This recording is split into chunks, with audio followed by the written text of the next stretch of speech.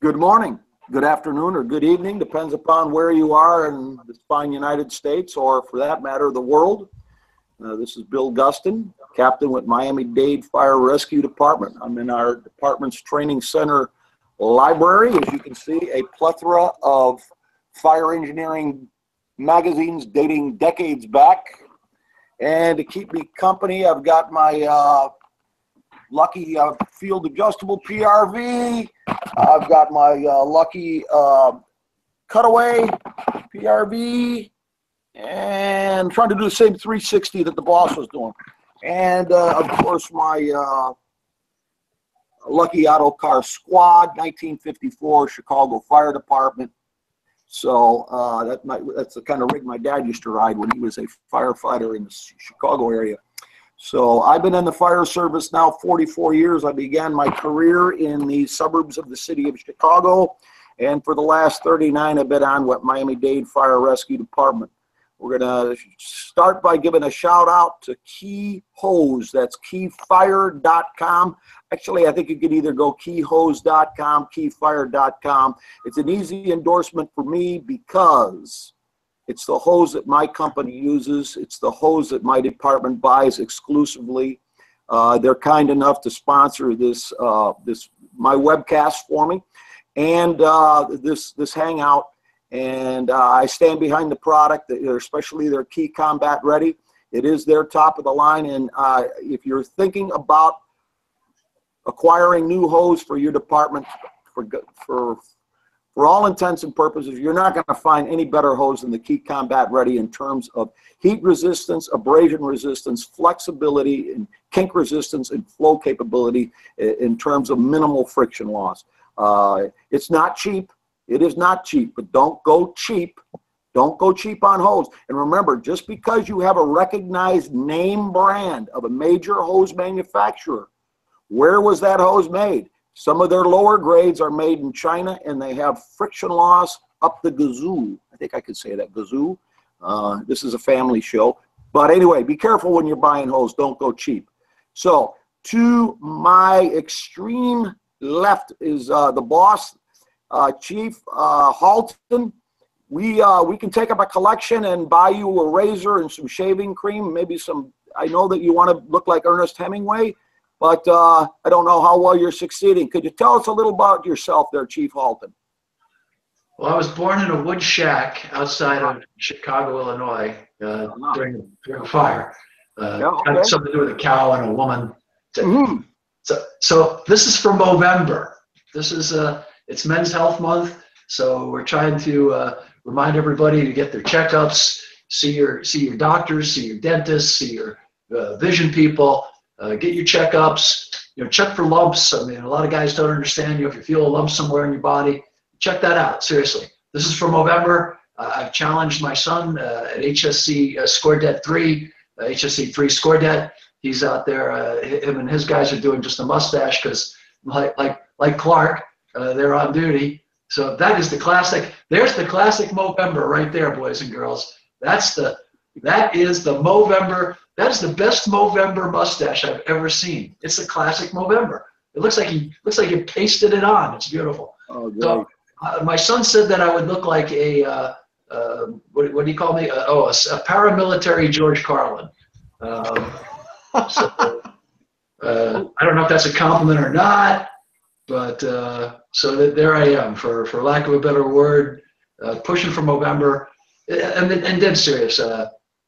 A lot of men don't take their health seriously, and we should.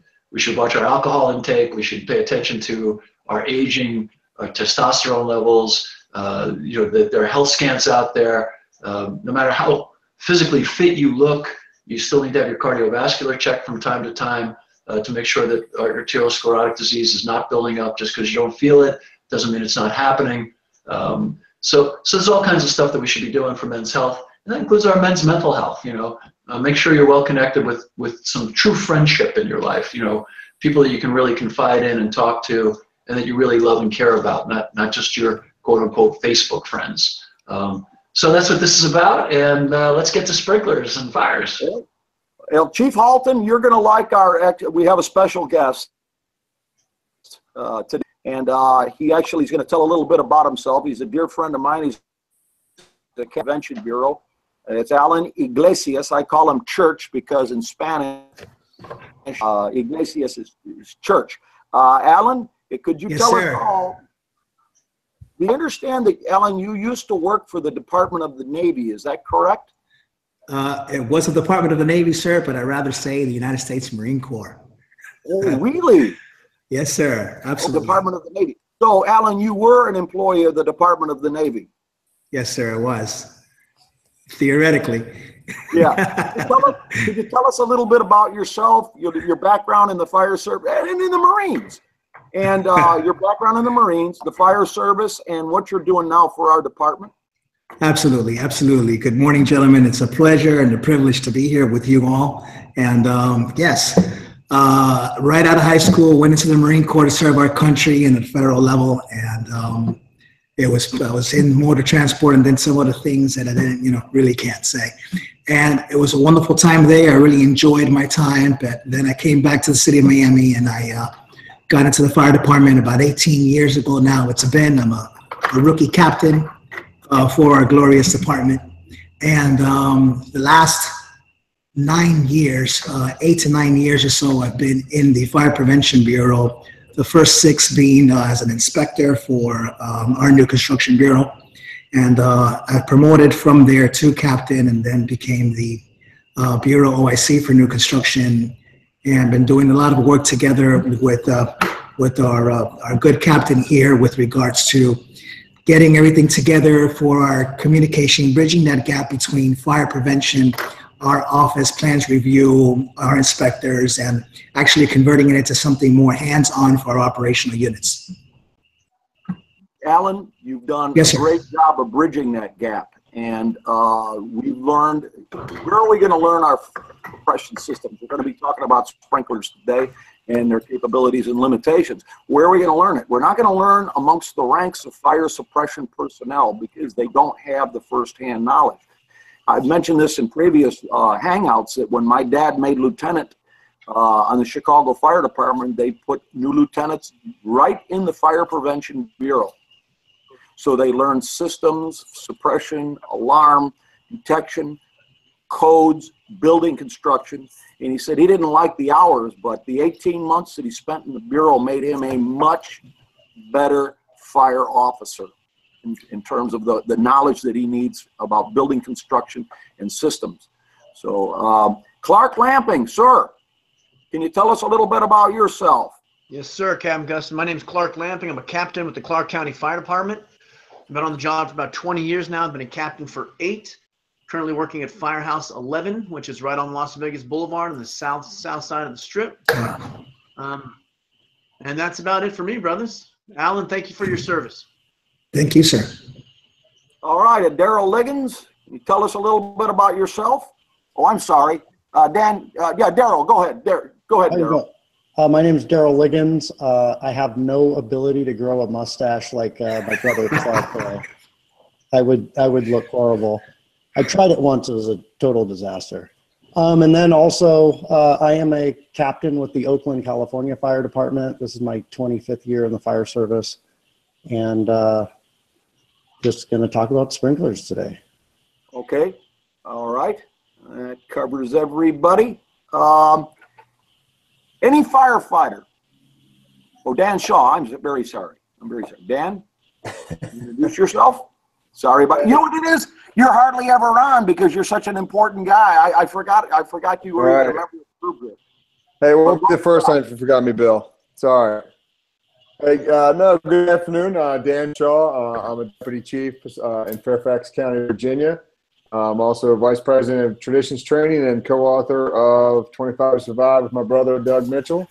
And looking forward to another great conversation with you guys. It's good to have you back, Dan. Any firefighter that says, don't worry about that big box store, that Home Depot, that IKEA furniture, don't worry about that 55-story office building. We're never going to have a serious fire in that building because it's protected by sprinklers. Any firefighter that says that has never fought a nasty, smoky, dangerous, difficult, wet, steamy, miserable fire in a sprinklered building. Sprinklers do not guarantee that you will not have a loss of life or lose a building to fire. Just recently, the Gap warehouse in Fishkill, New York, I think I'm pronouncing it properly, was totally destroyed, and that was a totally sprinklered building.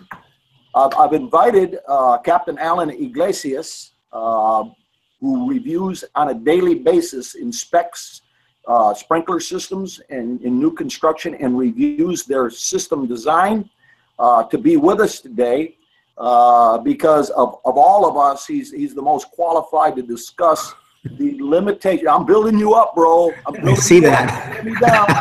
Okay. I got you walking on water right now, and you're gonna hopefully we're all going to relate our most interesting or most memorable, miserable fire in a sprinklered building. And I have a number of them, and I'll begin with just one.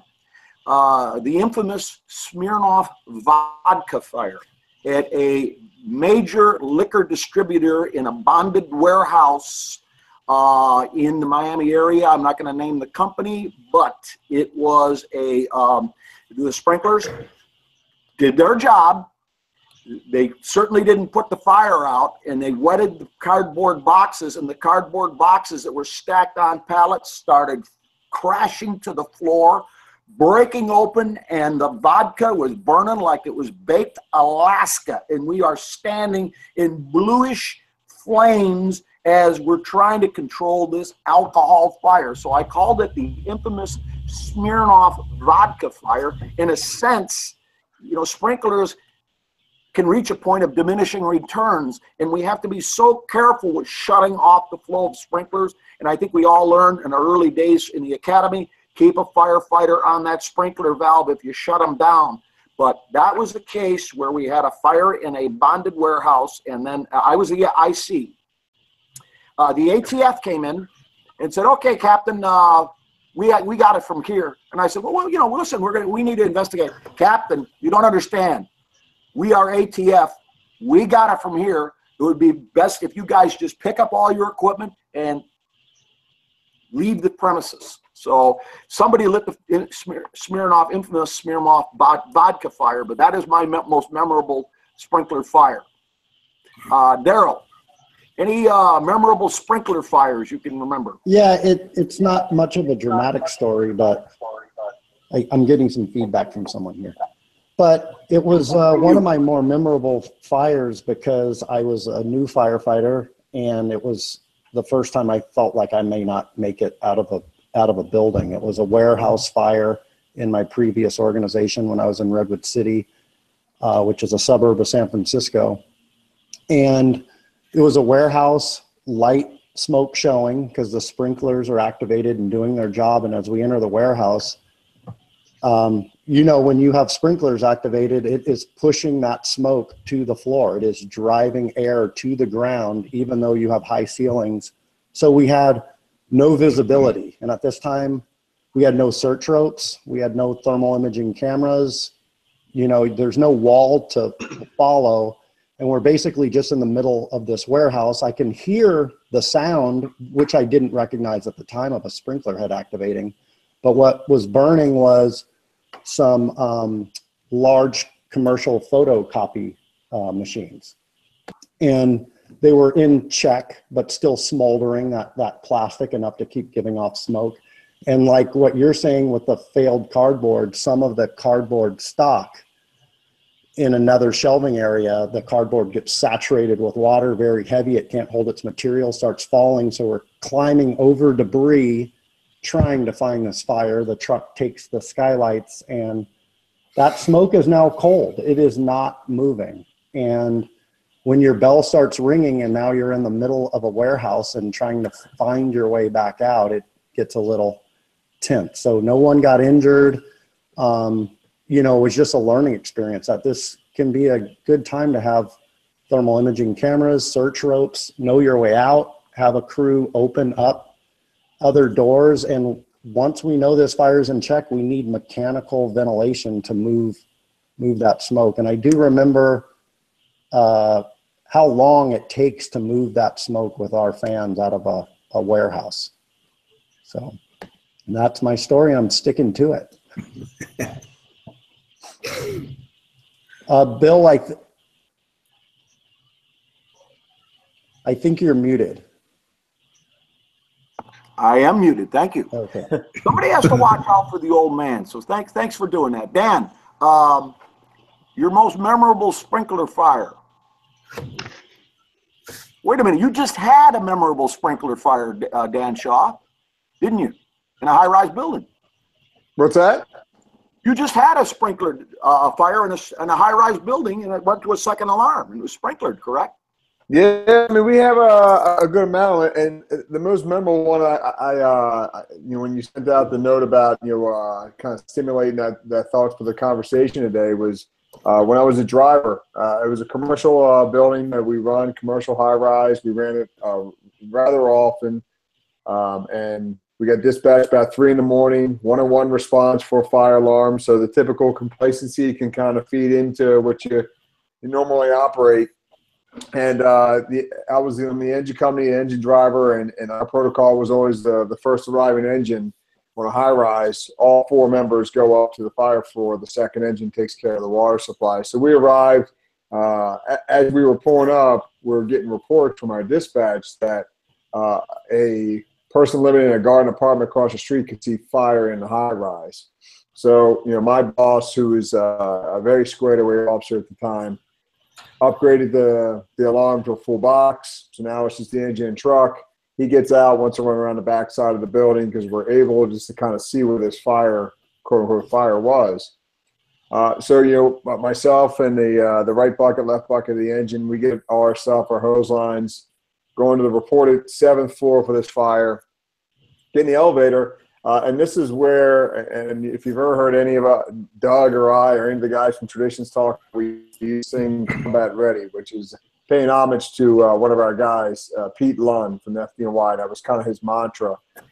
This is where we had a company officer on the truck company who was not combat ready. So as the engine and truck walk into this high rise, myself, the 2 other guys with me, we're ready to go. We got hose lines. We're going to take the elevator up to 5 and then walk up the rest of the stairs till we can find where this reported fire is. My boss is coming back from looking at the back of the building. He's going to meet us up there. And in comes the truck. The truck, being complacent at the time, overtime officer, didn't have his hood. So he walked back to the rig to go get his hood.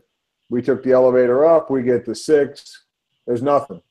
Go to 7. Nothing. And this is a government facility, so it's sprinklered, but main vestibule hallway, you come out of the elevators, all the doors are locked. They're all cipher locked or a proxy card. So let's go up to 8 and see if there's anything up there. We get to 8, smoke's down to the floor. All right, we're good to go. So we go stretch the hose line, waiting for our boss to come up, and then we remember it's just me, right bucket, left bucket. We stretch the hose line. We're in a government facility. Radios don't work. So we're trying to hit the radio and it keeps bonking. And now we're on the fire floor. There's smoke pushing over top the doors. We don't have any hand tools because we're used to walking with our ladder truck, and they're ready to go to work, but they weren't. So now we're sitting in this main vestibule hallway, kind of looking right, looking left, waiting for where the fire is going to come from. And we have no way to communicate with our boss to tell him where there's actually a working fire, and it's floor number 8.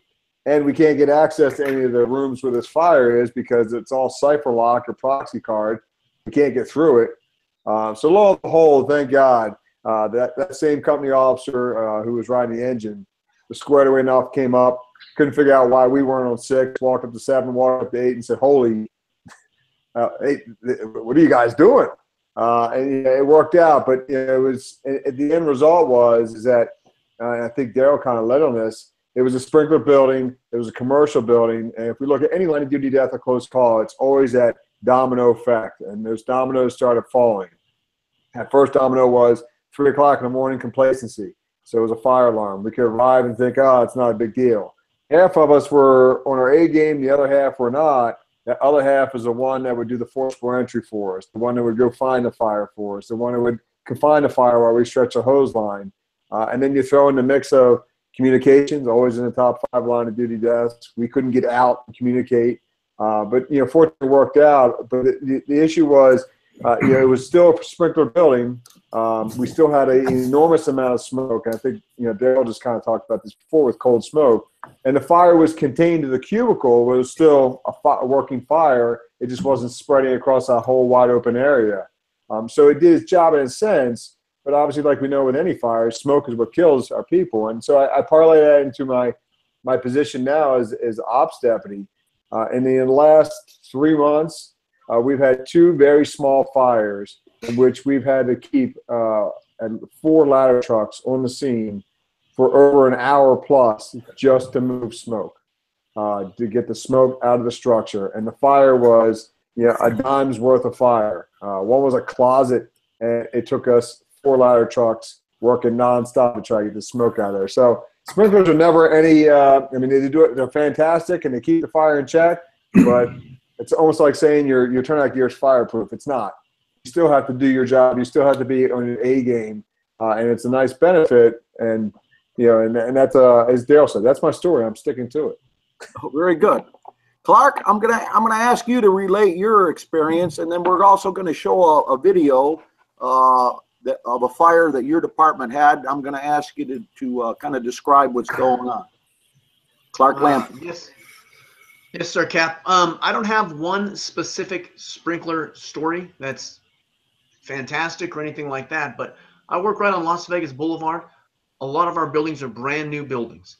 All these brand new buildings have the highest level of fire protection systems in the United States. Absolutely. Clark County has some of the strictest fire codes anywhere in the United States, and we owe that to the MGM fire back in 1980. So after the MGM fire, all the codes were changed. They're extremely strict now. So we have these facilities that are unbelievable fire command centers. These fire command centers can tell you exactly which sprinkler head is activated. We can get an exact location to an activated sprinkler head in a high-rise hotel. That's phenomenal. I don't know of anyone else that has that kind of technology. But even with this kind of technology, we still fight fires regularly in these hotels. And the majority of the fires I've ever fought in my career in high-rises have not been in your traditional rooms where we hook up in the stairwell, we make the hallway, we push into a room, and we extinguish.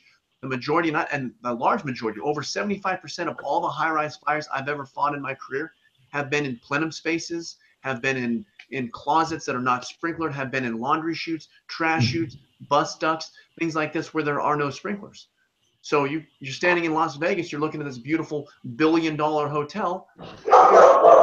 We are in there regularly fighting fire in the buildings and the plenum spaces that are not sprinkled. Is that Chief Halton? Is that Izzy? That's Izzy. Izzy, let's get her out. Let's get her on the hang up. See if she'll jump up here. Where is Izzy? Okay, well he's taking care of Izzy. Captain Iglesias. Yes, sir. Your sprinkler story, but then you're gonna wear 2 hats today as a fire suppression officer, but also I want you to give guys like us, fire suppression guys that are pretty focused on fighting a fire, some of the things that you've seen in your career that will render or could render a sprinkler system ineffective. Copy that. Well, first, my story is not anywhere near as exciting or life-threatening as the ones that we've heard so far, but I do recall as a rookie lieutenant working on a crew, we had a typical fire as a warehouse fire, but the warehouse had been converted, which is common in our city, into a church. So they had put drop ceilings, ordinary hazard spaced, ordinary hazard sprinklers, nothing out of this world. But the area where the altar was, the stage area, where the pulpit, they had removed the drop ceiling and sprayed the ceiling black, painting, of course, the sprinkler heads, keeping the pendants as a pendant head. So now there was nowhere for the heat to capture. So we're going into a fire thinking, typical, our everyday thing. And it was a fire that we got under control, and it was no big deal. Everybody got out, everybody got safe. But it did require a lot more work. The fire was more involved due to the fact that the sprinkler wasn't able to capture the heat. and the flammable bulb on the sprinkler set was painted. So it took longer for that bulb to rupture, which meant it took a longer time for that smoke, for that water to start hitting that fire. So it was a more exciting, something that was not caught us by surprise. It was a more fully involved fire due to that, those human errors or changes that doesn't necessarily get caught. And in my experience, it seems sprinklers are designed specifically in accordance with the code and the standard, which is really not meant for firefighting. It's protected. It's created so that it's designed to protect the occupants that are not immediately associated with the fire, give them ample time to get out. Then it's actually to be able to add time to those who are intimately involved in the fire so that they can maybe have a little more time. And then protect life and property. It's really not designed for the firefighters itself. So they don't consider us per se when the time comes that the fire's activated and that sprinkler's activated and it's suppressing the fire. We're going to get the cold smoke. We're going to get the smoke banking down because it's cold and it's not rising. We're going to get the wet cartons. We're going to get all of that, and we're going to have to work and push through it, because it's not designed for us. It's designed for the insurance companies and for the lobbyists and for the occupants to get out, not necessarily for us to get in and fight the fire. That's something that we need to consider and keep that in mind. That sprinklers are our friends, but they don't necessarily make our job easier per se. Alan, can you tell us, again, focused primarily on fire suppression, when we are pre-fire planning or conducting an inspection, what are some of the things that we need to look for that could render a sprinkler system ineffective? Well, in theory, we're looking at systems that are relatively designed to suppress a fire. And, it's the things that while you're doing an inspection on a building that is constructed and everything is clean, everything is pretty, everything works well. Unfortunately, that's not when we don't typically go to a fire on a relatively new building. We go to a fire that's been in a building that's been there for a long time. So now you're dealing with systems that have not been maintained, sprinkler valves that are rusted out and don't necessarily open or close, signage that's no longer there, all kinds of microbial, organized systems that are corroding the pipes, causing occlusions, causing obstructions, causing leaks. All of these things that are the things that we don't necessarily see with our eyes that we need to be considering as we're going into it.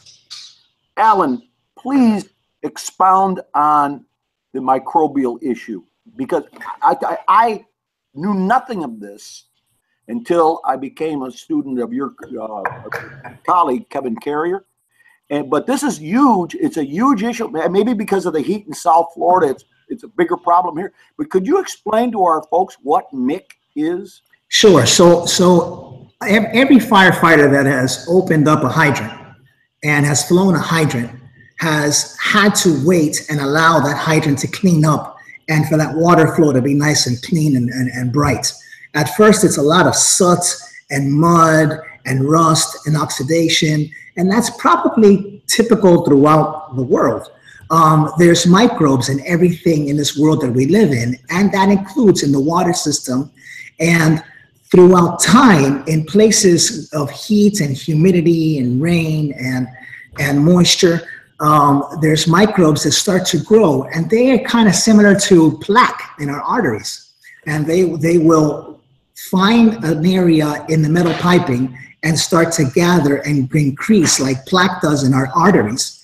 And once it reaches a certain level where it colonizes on the pipe, it'll literally start building up like an obstruction, which can, for all intent and purposes, obstruct the water flow or be pushed into a sprinkler head or areas where there's it's a lot of friction on a wive or an elbow and completely obstruct the water. And if it doesn't, after a while, it starts actually eating up the metal of the pipe, causing leaks and causing the system ineffective. Alan, what? Yeah. do you think explosion would do to the internal working parts of this pressure reducing valve? Through time, these pressure reducing valves are, it's a double-edged sword. We need them specifically like Clark was mentioning on high rises, you know, where we need to pump an enormous amount of pressure to actually get the right level of water and GPMs in those floors. You know, we need to reduce them or it's going to kill firefighters with the amount of pressure. The problem lies that this MIC and these organisms, they like to, like cholesterol, they like to get themselves in little parts where they could actually stay and grow, and they will cause these pressure reducing valves to clog up, either lock up fully open, where now we have an enormous amount of pressure when we connect to that standpipe that can potentially kill firefighters, or it can, on the opposite, lock up in a closed section where no matter what, you're not getting any water into that floor on that standpipe unless we find a way to work around those pressure reducing valves. And the sad thing and scary thing about these pressure reducing valves is that even though, at least here in our department, we check them and we inspect every single one before that building is commissioned and that system is commissioned operationable, you could check it today and they could fail tomorrow. It's really a hit and miss with these systems. That's going to be a segue into my endorsement of Key Combat Ready Hose. Recently did a webcast. In fact, Monday I'm doing part 2 of a 2-part webcast on standpipe operations. The first was on nomenclature and function, and you know, it's audience participation. It's encouraged. So a firefighter used to be a sprinkler fitter asked about departments that or jurisdictions that do not allow PRVs. And I asked him, is it entirely possible that in these jurisdictions that do not allow PRVs, that you could have a static pressure over 300 PSI? And he said, yes. And I thought, wow, you know, if you connected a hose line to a standpipe and your target pressure is, let's say, 82 PSI for like 200 feet of 2.5, you're going from a static of 300 to a residual of 82. So you're barely cracking the valve, barely cracking it. So we replicated that with our apparatus.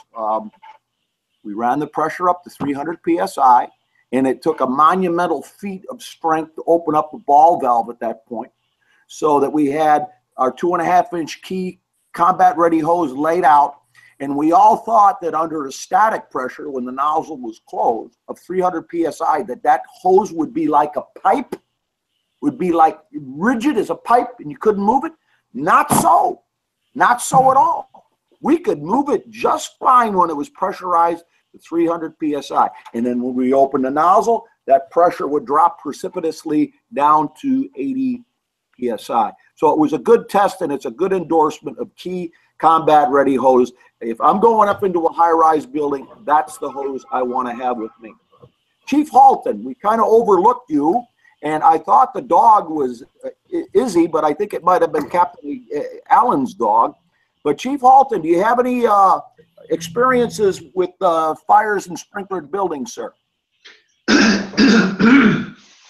a matter of fact, I do. We had a super Walmart. We had a series of characters lighting bedding fires in large, warehouse type buildings. You know, the super Walmarts, the Targets, Big box stores. Yeah, the big box stores. And the guy lit one in a super Walmart, and the sprinklers did a really good job of getting the product that was encased in plastic wet and knocking it down pretty quickly. But again, as Alan spoke to, a lot of our problems had to do with the cold smoke and just all of the residual issues that we had with it. Had a couple of good sprinkler fires in hotel occupancies where, you know, people were doing things that caused sprinklers to go off in hotels and motels. And then my bad experiences with sprinklers mostly had to do with the R2, the residential where the common areas are sprinklered, but not the fire compartments. So, I'd have firefighters in soaking wet gear from the sprinklers, but the fire would still be, really active inside the non-sprinklered part of that building. So, understanding your systems, as Alan was talking about, where the heads are, what they're designed to do is really critical. And those systems are designed to help the folks get out, not so much to suppress, fire throughout the entire building. And of course, we had a few fires from time to time that were in void spaces that were in sprinklered buildings, but the fires were above the sprinkler system and the voids weren't sprinklered. So I think it's a great topic. I don't think we speak enough about it or talk enough about it or explore it robustly enough to really be comfortable with it. And I think that as we're seeing a greater number of residential sprinklers happening, especially in this area, I think it's important to always try to talk to the installers and remind the folks that are doing it that attic spaces, crawl spaces, places you wouldn't normally think sprinklers are necessary are common places for fires to start. Closets, and you don't see a lot of heads in those areas. And Glenn Corbett, if you have to have your head under a rock not to know who Glenn Corbett is. He's one of our technical editors at Fire Engineering, a brilliant man, in the chair, I think, of the Fire Protection Engineering program at John Jay College. He refers to the NFPA 13R residential sprinkler systems. He says the R stands for roulette, as in Russian roulette. The design of the 13R system, correct me if I'm wrong on this, Alan, but it is a life safety system to buy the occupants time to escape. There are no sprinklers in the attic. There are none in small rooms. And one of the most critical deficiencies is in your buildings that have lightweight engineered wood parallel cord floor trusses. The space between the ceiling and the floor above does not have sprinklers in a 13R system. Can you speak a little bit, expand a little bit more on the limitations of some of these residential sprinklers, Alan? Yeah, definitely the intent of the 13R was to somehow get more sprinkler systems in residential units, but not to, again, be a hardship for the developers and the contracting companies to have to put a full 13 system. So, the piping is much thinner, you have much less water flow, GPMs going into them. Spacing is expanded a little, like you mentioned, closets and pantries and areas. There's a lot of void spaces that 13R allows for coverage not to be in. There's also in the attic spaces, provided that they give some type of, if it's combustible material in the attic, but they put a 1 hour fire rating on the ceiling, now they don't have to put sprinkler systems up there. But the issue is that a lot of these residential units, they all have attic entries, where a lot of the general contractors get away by just simply stating no storage, do not, keep closed, to remain closed, no storage allowed. And we all know that owners, once, that are living in those properties or people that are renting those properties, the first thing they do is they want to open up that area and start putting storage in, sometimes leaving it open, sometimes not closing it right. And it becomes an access for smoke and fire to get into those areas. So all of that becomes a system problem. We have this 2.5 inch or about 2 inch FDC, which was we firefighters are walking into it and looking, we're like, what in the world is this? This is how we're going to be connecting, our hoses into to feed the sprinkler system with MIC specifically here. And all of the soot and stuff, it's very, very easy that it's going to be an obstruction and that water flow is not going to work. And it's not the system we would like to see, but it is what it is. Yeah, I'm going to give you another personal experience. I come in one morning, I was on the C shift. I find out that the entire B shift of my company is in the hospital, and they're contemplating putting some of these fellas in a hyperbaric chamber. Here's the story. They respond as a single company to a report of an alarm ringing on a building. Well, this was an old school, old-fashioned water motor gong that actually operates by water pressure. It runs an impeller and rings a gong on the outside of the building. So they get in, and they smell cardboard burning. They can hear water running from the sprinkler system. And this was on an early Monday morning, so this event had happened sometime over the weekend. Okay, now they traveled hundreds of feet into the warehouse, and they found cardboard boxes flattened and baled with rubber steel bands on pallets. Now, we know as professional firefighters, in 2020 hindsight, that sprinklers seldom, if ever, will completely put out a fire when the material, the fuel, or the contents are racked, stacked, baled, bundled, palletized, whatever. So if the sprinklers are not completely extinguishing the fire is burning incompletely. Hence, the carbon monoxide level in this place was through the roof and almost off the meter. We could have had a huge tragedy. None of the guys had their masks on. There was no perceived need for it because it was like a light haze. But you know, you don't want to go to every fire because sooner or later somebody's going to get hurt, but you want to learn from the fires that we're lucky enough not to go to. Knowing what happened at that fire, I will never enter a sprinklered building where there's a possibility that fire has been smoldering for a few hours because it's burning incompletely because of the sprinklers. And I could be inhaling a gut load of carbon monoxide. I want to say something else right now, too. Somebody's going to be tuning in sometime during this Google Hangout, and they're going to say, those guys from fire engineering were bashing sprinkler systems. Negative, negative, negative, negative. All right, we're all in favor of sprinkler systems. We wish we had more buildings with sprinklers, and we wish that we had better coverage, better discharge density in terms of gallons per minute per square foot. What we're discussing here are some of the limitations of sprinkler systems. Could we possibly, I know Shannon's not with us, maybe Sarah, could we run that video of the kiosk or booth? Okay, Shannon, could you run that video and we'll have Clark explain what's going on there in Las Vegas. Okay, we're going to give it a shot. Okay, beautiful, beautiful. Okay, run that video.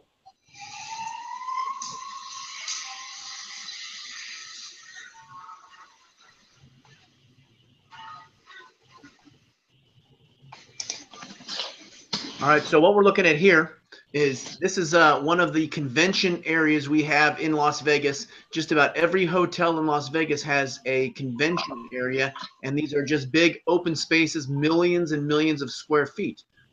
The sprinkler systems are designed for a square footage, not for a contents. So these buildings, these convention spaces, sometimes 50, 60 feet tall ceilings in these facilities. And again, this was a kiosk, probably made of plastics and foam, and typically these kiosks are built pretty cheap because they have to put them up quickly, break them down quickly, and move them on to the next town. So you're looking at some kind of plastics or foam burning uncontrollably, and then it is a delay, a significant delay before the sprinklers in that facility are activated because they're at a 50-foot level, 50 or 60 feet high. So that is why this fire got to be going so well. And this was, I don't know what convention this was. I don't know what these products were, but this convention is going to move out. And maybe next week you're going to have automobiles. We just had the Barrett-Jackson Auto Show at the Mandalay Bay. They had thousands and thousands and thousands of vehicles inside of a convention area, all full of fuel, batteries hooked up, everything like that. Barrett-Jackson moves out. The next one might be a flooring show. The next one might be an optical show, whatever. But it's all these different products. No telling what these products are made of, how much the contents of these products. But Like I said, the sprinklers were designed for simply a square footage, not a different type of contents. And this is what we're looking at this fire right here. Alan, do you see this in places, I don't want to name any places, but you know there are industrial places where there's a change of occupancy and the fuel loading or the commodity class now exceeds the suppression capability of the existing sprinkler system? All the time, all the time. Most of the time, the buildings are specifically warehouses and areas like this. When they build them and they go through our offices, they're initially a shell. And as a shell, the owner is always going to design where it costs them less. So they typically design it for ordinary hazards, which is standard. You know, standard 15-foot coverage, you know, temperature heads at 155, normal, ordinary stuff that we see in every office building. What happens? Clearly, it gets rented. Now in the rent, they, you know, come in there and they say, like, well, you could do it in the business. Oh, this is just general purpose. It's just going to be, again, ordinary hazards. We're not even making any modifications. It's going to be a gym, as an example. And before you know it, that gym is doing shows, as the gentleman mentioned earlier. As Clark was mentioning, they would do shows and they bring vehicles in and they bring all kinds of stuff. But now it changes the hazard content. It's definitely not ordinary hazards. It's extraordinary or extra group 1, group 2. Now requiring an enormous amount of more water density, sprinklers to be put together, more close together, but they don't do it. And again, it's not the sprinkler system. It was designed to protect a specific type of fire based on the classification of the content and the area of the building. But when you start adding 20 pounds of stuff into a 10 and into a 5-pound bag, it's that water's not going to be sufficient. And we have situations like this. All the time it happens. There really is, it's very, very difficult for a fire department to police all these different occupancies on a regular basis. Because we just don't have the manpower for that. You do an annual inspection of the occupancies, and you try to keep up with them to make sure annually, but in between them, things happen all the time. I noticed that in my district, and you know this because I've requested, you know, we're on a medical call, and we noticed that there's been a mezzanine or storage racks installed, and there's no sprinklers in the racks. Now that is not to say that you cannot have racks with overhead sprinklers. I'm gonna ask you this. I was in IKEA furniture the other day, and you know that is a monstrosity of a building. I think we all know about IKEA furniture. Alan, storage racks. How is it possible that they do not have to have sprinklers in the racks at that IKEA furniture? Sure. IKEA is very unique, and the code sometimes is restricted for us to be able to push certain items. The IKEA building that you're talking about happens to be the largest mercantile occupancy in our nation, and it's right in our backyard. It's so big that they did not comply with a lot of prescriptive codes, and they needed to go performance-based. Please, Alan, please Yes, explain the difference with it, please. Okay. So the codes that we typically use to assure the construction of a building allows the construction company, the design professionals, to build it in one of two ways. The first way is what they call prescriptive code, which is basically you got to follow the prescription of that specific occupancy. If you want to build mercantile, you have to go to the mercantile occupancy and you build it prescriptively exactly how the code tells it to be constructed. But if for some reason, because of the specificity of the building, the uniqueness, or the processes that they're going to be doing in the building makes it to where it doesn't comply with that prescriptive code, design professionals are actually able to do what's called a performance base, which basically means it's an engineered system that is supposed to meet or exceed the intent of the prescriptive code. So now you have a fire protection engineer involved who's going to design this very, very elaborate system that is going to not comply with prescriptive code, but they're going to put their stamp and say, this is going to be suffice and this is going to work. And IKEA is exactly like that. IKEA it's a mercantile, so it doesn't have to have certain storage requirements as in the storage occupancy. So it doesn't have to have those sprinkler systems, but they added smoke control and they added a fire command room in that occupancy and a couple of other fire protection features, and signed off with a stamp by an engineer stating this meets or exceeds the prescriptive code of this large building. And that's why buildings are able to get constructed somewhat different than what we normally see. And if I might add, Captain, this is more and more prevalent nowadays. Every design professional, every architect is looking to do the bigger, the better, the nicer, the stranger. And we're seeing more performance-based construction than ever before, which brings to reason that our firefighters need to clearly have a more area familiarization of their territories, definitely work the pre-incident plan structure a lot better so that they can be well informed, because systems are different. There's a lot of fire protection systems that are being put out there that we really aren't accustomed to using on a day-to-day basis. Well, I'm going to give a shout out to a friend of mine that is the president of Sprinkler-Matic, and he is Mr. Robin Collier, and he is assembling, at least in the Southeast, the most elaborate fire suppression system laboratory in this area. And he's doing it at his facility, and he is going to be offering classes that firefighters can get state of Florida CEUs for their continuing eds to keep their firefighter and fire inspectors certifications. And I'm actually going to be doing, I'd like to do a webcast from there, but you talk about just every kind of valve and riser and dry pipe, pre-action deluge, and to educate our firefighters how to shut the sprinklers off. I'm speaking now, I'm airing my own dirty laundry in public. I listen to a fire in a high-rise building, and then invariably you hear the radio traffic, well, we can't shut the sprinklers off, we can't shut, and then they're talking about shutting the base of the riser off, or worse, shutting off the water outside the building and depriving the operating fire pump of its water, and then you burn up the pump, and if it's a diesel, you burn up the engine. I feel like screaming over the radio and saying, get into the stairways and close the zone control valve. I can see that we're going to have another session with this. And Alan, we just broached the surface of this. Sprinklers are our friends, but it's shame on us if we do not utilize them the way they are designed. And one thing is for certain,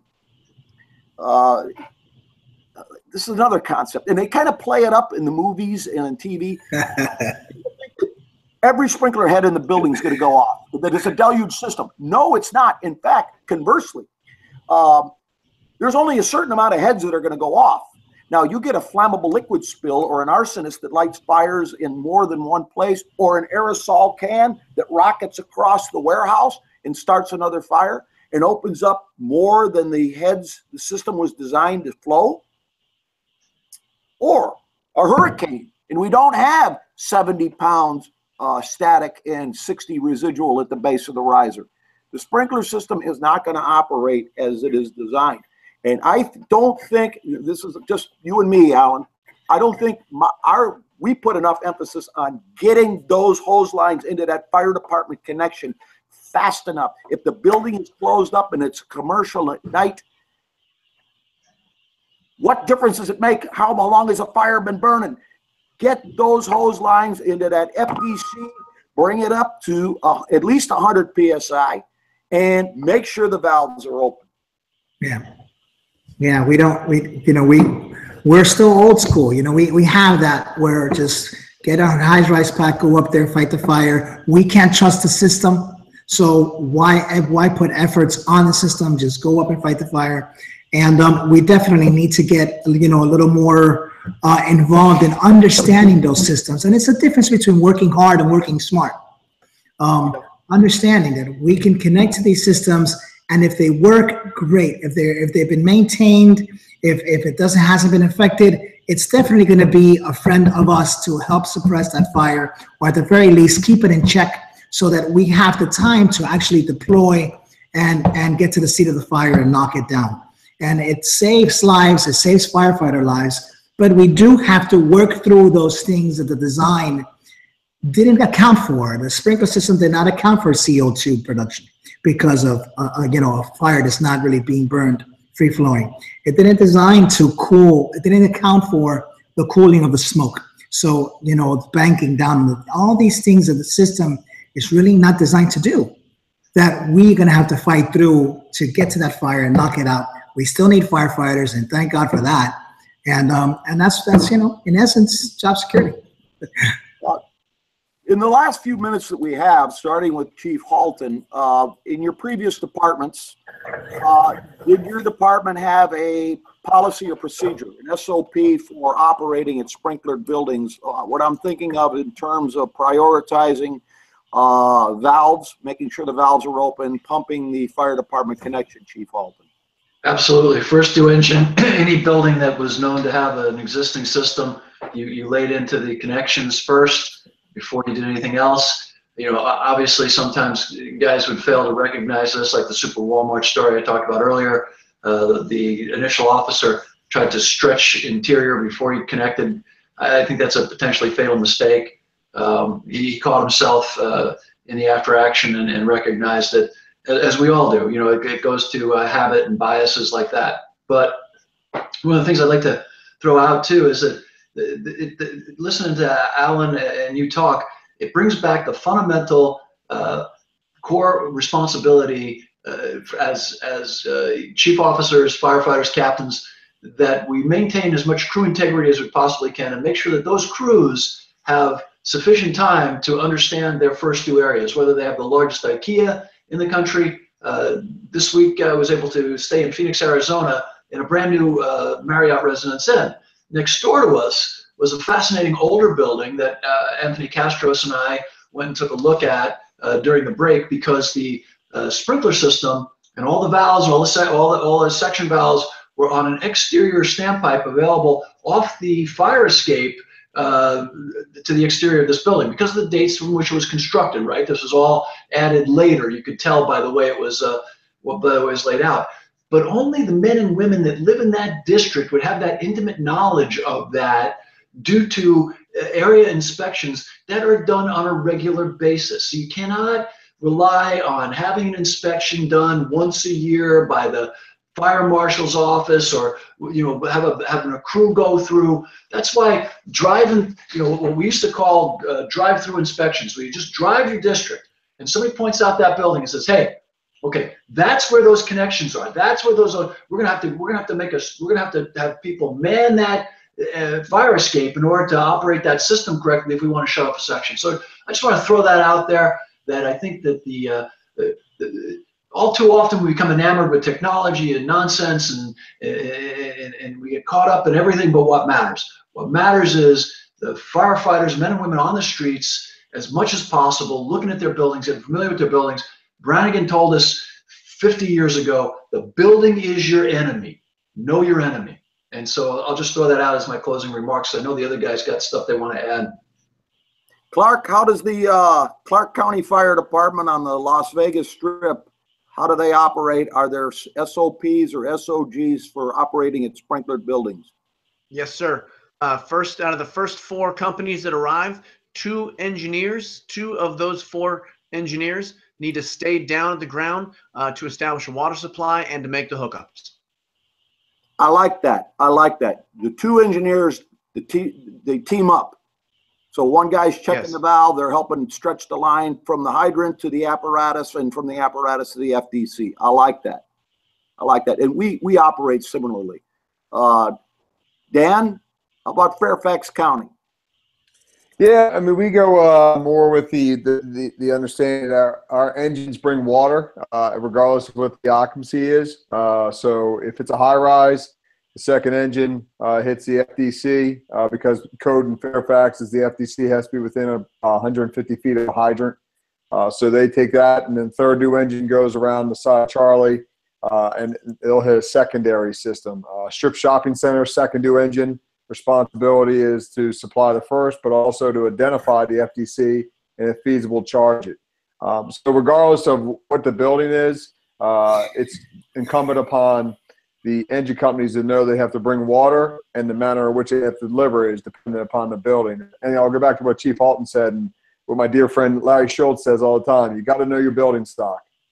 I mean, that's the key element of what we do, and it's the environment in which we go to a firefight. Why wouldn't you want to know that environment? I want to give a shout out to Chief Larry Schultz. I've had the pleasure and the privilege of meeting him. And if you ever get a chance to read anything or attend a class by Larry Schultz, he is world class. And in terms of systems, if you ever get a chance to attend a class by Kyle Smith from Cobb County, Georgia, he has a class he teaches at FDIC called What the Fire Protection Engineers Didn't Tell You. And he elaborates on the limitations of sprinkler systems. And I wanted him to be on this month, but he wasn't available. But we'll try to get him in one of these months because I have a feeling we've just scratched the surface. Daryl, Oakland, California, how do you operate at sprinklered buildings? Not much different than what I've heard some of the other guys say. I can't say we have an SOP on operating at sprinklered buildings, but general practice is that the first engine hooks up 2 3-inch leads into that sprinkler system and starts pumping 100 PSI. And if it's determined that there's a fire, they can increase the pressure as needed.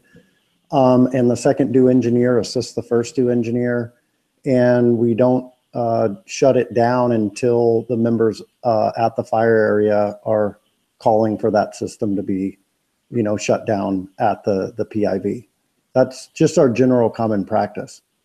Chief Halton, okay. American Sprinkler and National Sprinkler Association. They're on our sides. And a perfect example is the alliance that we've formed with Sprinkler-Matic here in the Miami area. They will bend over backwards. They plumbed a diesel-driven fire pump into our standpipe system at our training tower. So they're our friends. Reach out to them. Both those organizations offer great training. They got tremendous resources on their sites. The national guys, their primary focus is taking care of the union pipe fitters and such that do the installation. The American guys are for the non-union pipe fitters and installers, and they do that stuff. That's why there's a national and an American. Regardless of that, irrespective of what they do, they both supply tremendous resource for people that want to learn more about sprinklers. All right, just one other thing I got to say. I have gained such a great respect for sprinkler and suppression pipe fitters. That is a heavy-duty, knuckle-busting job, and I'm warning you firefighters, don't ever get drunk and challenge a sprinkler fitter to an arm wrestling match because you'll snap your wrist and you'll be crying for your mama. We're going to wrap this up by thanking our sponsor, Key. That's keyfire.com. I hope the hose that you're putting in that fire department connection is the Key Combat Ready, because it'll be the best hose for the job. Again, you're not going to get any better hose.